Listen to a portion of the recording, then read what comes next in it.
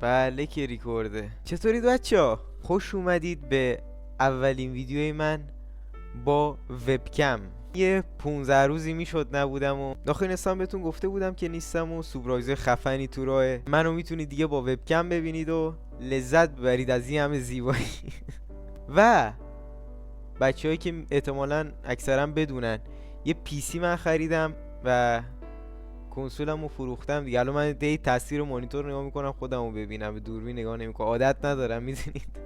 PS5 مو فروختم و یه پیسی خریدم که مشخصاتش کارت گرافیکش 2060 سوپر 16 گیگ رم داره و سی پی یوش هم رای 5 12400 اف. خلاصه که پیسی هم گرفتیم ما دیگه. چی میخوام من؟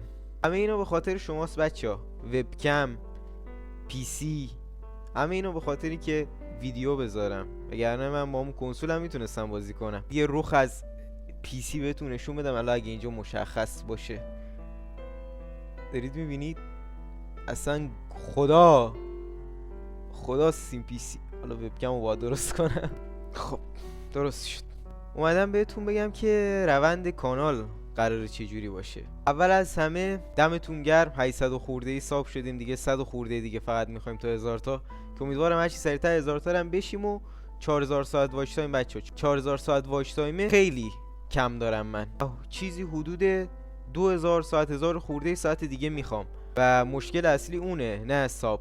وگرنه ساب که 100 تا من سری میگیرم. مشکل اصلی من اون 4000 ساعت است. پس آخر ویدیو رو حتما ببینید که این بزرگترین لطفیه که در حق من میکنید. از این به بعد توی کانال مثلا ویدیو اگه از ای فوتبال بذارم، که الان ای فوتبال هم اکانتش نیست رو پی سی، رو PS5 هم بود، متاسفانه رو پی سی ندارمش، نمیدونم چیکار کنم. مثلا تو بازی ای فوتبال و اینا که وبکم هم هست دیگه، فورتنایت هم هست، فقط تورنمنتای مهم و اینجوری دیگه نمیتونم وبکم بدم، چون هم فشار روی سیستم میاد، هم اینترنت هم به موبایلم وصله. موبایلم هم که وبکم وبکم موبایلمو تبدیل به وبکم کردم بچه‌ها.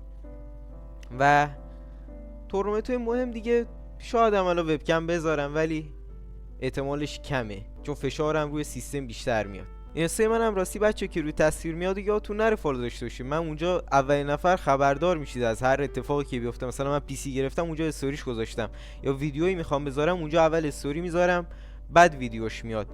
پس اینستا منم حتما فالو داشته باشید که بزرگترین لطفیه که در حق من میکنید. الان 1000 بار گفتم بزرگترین لطفیه که در حق من میکنید، چون که واقعا چیزی که ما حالا یوتیوبرها اینا میخوایم، بزرگترین حمایتی که از سمت شما همینه که ساپورت کنید، فالو کنید، ساب داشته باشید و ببینید ویدیوها رو. از اونجایی که من پیسی گرفتم یعنی که خوشحالم، میتونم براتون کلی ویدیوی دیگه هم بذارم از جی تی ای، از احتمالا سی آف تیوز بریزیم با امیررضا و بچه‌ها بریم بازی کنیم.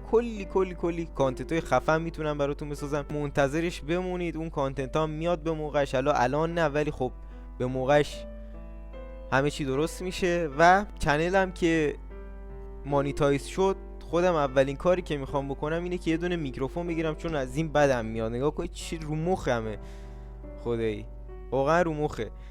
دلم میخواد یه میکروفون بگیرم. اولین کاری که میکنم که هم شما صدای منو بهتر بشنوید، چون کوالیتیش خیلی بهتره، و در آینده مثلا وبکم. حالا فعلا با دوربین گوشی هم اوکی ام، گوشی خودم. خواستم از شما تشکر کنم که این همه مدت کنار من بودید و منو تحمل کردید و همیشه حمایت کردید و کنارم بودید تو همه شرایط. مرسی که اینقدر خوبید، واقعا مرسی. دم تک تکتون گرم. امیدوارم که با پی سی و وبکم و این ستاپی که در حد توانم بوده جمع کردم بتونم کانتنت های بهتری بسازم و لیاقت نگاه شما رو داشته باشه. تا یکم به این دوربینم عادت کنم یکم طول میکشه دیگه، چون عادت ندارم بالاخره. راستی بچه‌ها نظرتون در مورد بک‌گراند هم بگید که بهتر از این نمیتونستم بسازم. اتاقم همینه دیگه، چیزی اون طرفش که اصلا ولش کن، نمیخواید ببینید اصلا. ولی این پشتو دیگه تا حدی که میتونستم، حالا یه حداقل یه نوری میده این پشت دیگه. نمیدونم، نظرتون رو حتما بگید. اگه ویدیوی خواستید بگید از هر بازی، یا چه ویدیویی دوست دارید بگیریم، تورنمنت و فورتنایت، همه چی سر جاشه، همه اون ویدیوها سر جاشه و کانتنت های خفنی تو راهه. و اینکه در آخر مرسی که هستید، مرسی که بودید و مرسی که خواهید بود. امیدوارم هر چی سریعتر چنلم مانیتایز شه و بتونم کانتنت های بهتر و خفن‌تری واسه شما بسازم.